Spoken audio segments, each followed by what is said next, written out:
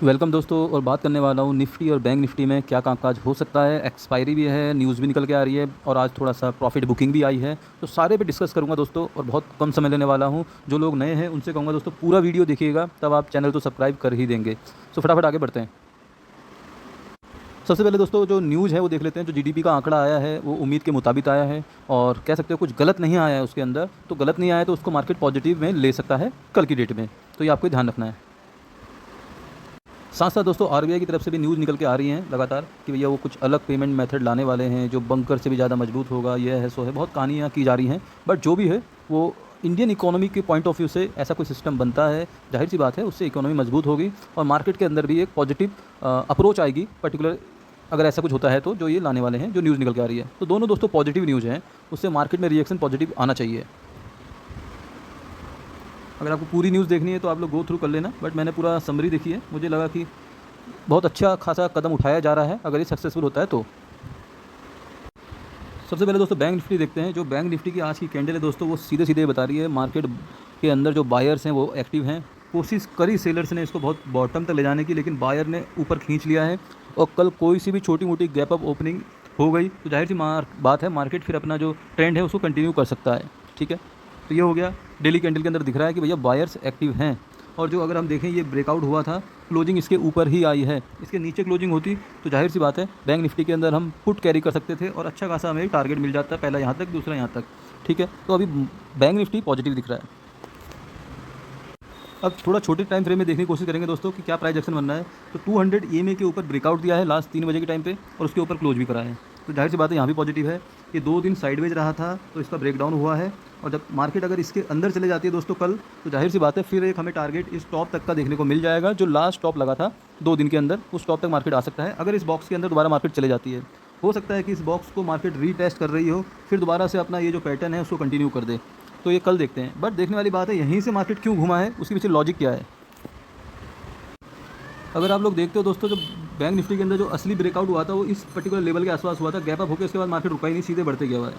अगर हम एक ट्रेंड लाइन बनाने की कोशिश करें यहाँ से, तो देखिए एक ट्रेंड लाइन बन रही है और उस ट्रेंड लाइन को आपको अपने जो भी चार्ट आप यूज़ करते हो उसको प्लॉट कर लेना है यहाँ से, और एक ट्रेंड लाइन यहाँ देखिए बिल्कुल एग्जैक्ट मैच कर रहा है। जब तक इस ट्रेंड लाइन के ऊपर है मार्केट, तब तक हमें बाय ऑन डिप्स ही देखना है।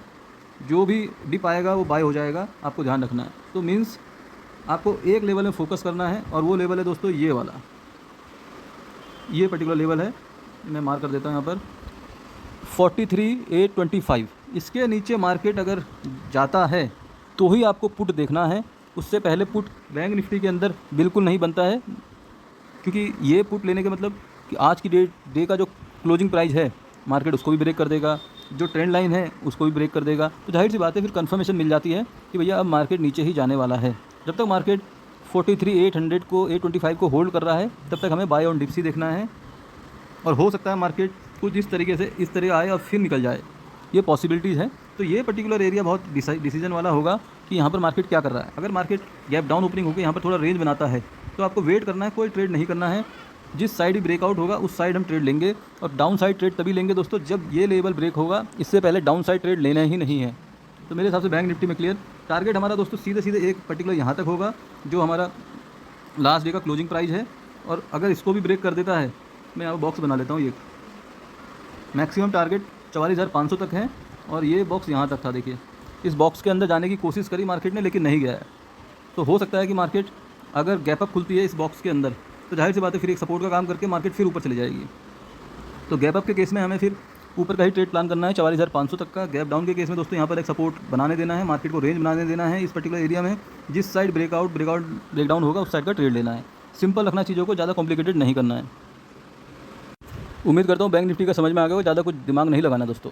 निफ्टी की बात करें दोस्तों, अगर बैंक निफ्टी और निफ्टी का प्राइस एक्शन देखें तो निफ्टी ने अभी अपना जो ये ट्रेंड लाइन है इसको टच नहीं किया है, वो एक चैनल में कामकाज कर रहा है। तो हाई प्रोबेबिलिटी है कि निफ्टी पहले इस चैनल को टेस्ट करे और यहाँ पर थोड़ा सा प्राइस एक्शन नेगेटिव बनाए, जो पी बायर्स को फंसाए, फिर ऊपर निकल जाए। ये पॉसिबिलिटीज़ है। सो चांसेज हैं कि 18,400 का लेवल एक बार टेस्ट हो सकता है निफ्टी के अंदर। और अगर हम इसकी भी एक रेंज मार्क कर दें तो इसने भी आज बॉक्स के बाहर सीधे पहली कैंडल में ब्रेकडाउन दे दिया था और उसके बाद ये अंदर तक नहीं गया है बॉक्स के। जब तक इस बॉक्स के नीचे है दोस्तों तब तक सेल ऑन राइज है। इस बॉक्स के अंदर आ गया तो फिर हम ऊपर तक के 18,660 तक के टारगेट इसके अंदर देखने को मिल सकते हैं, अगर ओपनिंग इस बॉक्स के अंदर होती है तो। इस बॉक्स के कहीं भी नीचे ओपनिंग होगी दोस्तों, तो सीधे सीधे हमें फिर 18,400 तक का प्लान करना है इस पर्टिकुलर स्विंग के नीचे। आपको ध्यान रखना है कि ये हमारा टारगेट होना चाहिए, ये एरिया बिल्कुल 18,400। तो यहाँ कहीं ओपनिंग होती है और उसके बाद ब्रेक डाउन देता है तो 18,400 तक के टारगेट। अगर सीधे ही गैप डाउन ओपनिंग होती है, थोड़ा प्राइस एक्शन डेवलप करता है, फिर भी 18,400 तक के टारगेट। और अगर कहीं यहाँ ओपनिंग होती है, फिर हमें पी साइड नहीं देखना दोस्तों जब तक इस बॉक्स के अंदर है, फिर हमें 18,600 तक के टारगेट हमें अप साइड ही देखना है। तो आपको मेरे हिसाब से समझ में आया होगा। फ्लैट ओपनिंग में हम वेट करेंगे कि भैया इस बॉक्स के अंदर जा रहा है या इससे नीचे निकल रहा है, ठीक है। गैप डाउन ओपनिंग में थोड़ा सा रिट्रेसमेंट का वेट करेंगे, फिर 18,400 तक के टारगेट के लिए हम पी बाय करेंगे। गैप अप की ओपनिंग के केस में इस बॉक्स के अंदर फिर थोड़ा सा यहाँ पर रेंज बनने देंगे और 18,660 तक के टारगेट के लिए हम प्लान करेंगे। सीधा सीधा लॉजिक है दोस्तों, कोई घुमा फिराने वाला मैं बताता नहीं हूँ, स्ट्रेट फॉरवर्ड बताता हूँ। और दोस्तों बात समझ में आया तो देखो, आप लोग हमारा फ्री टेलीग्राम चैनल भी ज्वाइन कर सकते हो, उसके अंदर भी मैं अपडेट देते रहता हूँ। साथ साथ दोस्तों हमारा व्हाट्सअप ग्रुप भी है, आप लोग देख सकते हो कि किस तरीके से उसके अंदर लेवल्स वगैरह बताए जाते हैं। जाहिर सी बात है, 90 वाला 180, 118 वाला 100, 300, 26 वाला 60, और जो बोला था दोस्तों वो होता भी है। हाइप मैं ये नहीं कह रहा 100% होता है, अगर 70 to 80% भी आपका प्रोबेबिलिटी मैच करती है, आपका एनालिसिस सही जाता है, तो जाहिर सी बात है आप उसका बेनिफिट उठा सकते हो। तो आपको मेरे हिसाब से स्ट्रेट फॉरवर्ड एनालिसिस ज़्यादा समझ में आया होगा। समझ में आया तो वीडियो को लाइक, चैनल को सब्सक्राइब जरूर करिएगा, टेलीग्राम ज्वाइन करके रखिए। मिलते हैं नेक्स्ट वीडियो में, बाय बाय।